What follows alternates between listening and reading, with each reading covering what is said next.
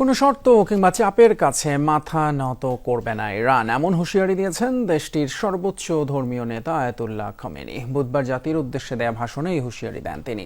সর্বোচ্চ ধর্মীয় নেতা সতর্কতা জানিয়ে বলেন, চাপিয়ে দেয়া যুদ্ধ কিংবা শান্তি কোনোটির কাছেই নতি স্বীকার করবে না ইরান। এমনকি যুক্তরাষ্ট্র যদি ইরানি ভূখণ্ডে হামলা চালায়, তার পরিণতি ভয়াবহ হবে বলেও হুমকি দেন খামেনি।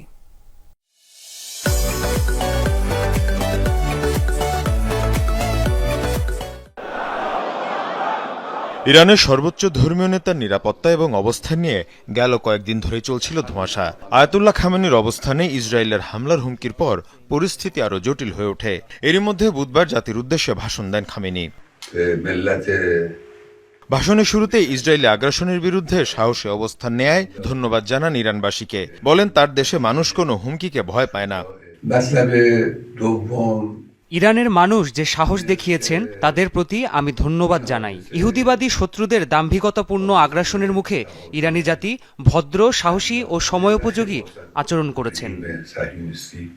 রেকর্ডকৃত এই ভাষণ সম্প্রচার করে ইরানের রাষ্ট্রীয় গণমাধ্যমগুলো। সর্বোচ্চ ধর্মীয় নেতা সতর্ক জানিয়ে বলেন, চাপিয়ে দেওয়া যুদ্ধ কিংবা শান্তি কোনোটির কাছে নতি স্বীকার করবে না ইরান। এমনকি যুক্তরাষ্ট্র যদি ইরানি ভূখণ্ডে হামলা চালায়, তার পরিণতি ভয়াবহ হবে বলেও হুমকি দেন খামেনি।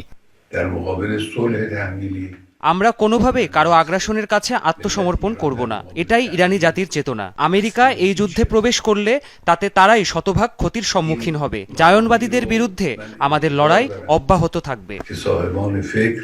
এর আগে সিরিজ এক্স বার্তায় ইহুদি সাম্রাজ্যের বিরুদ্ধে যুদ্ধজয়ের প্রত্যয় জানান খামেনি। মৃত্যু পরোয়ানা মাথায় নিয়ে আপোষ না করার হুঁশিয়ারি দেন ইরানের সর্বোচ্চ ধর্মীয় নেতা।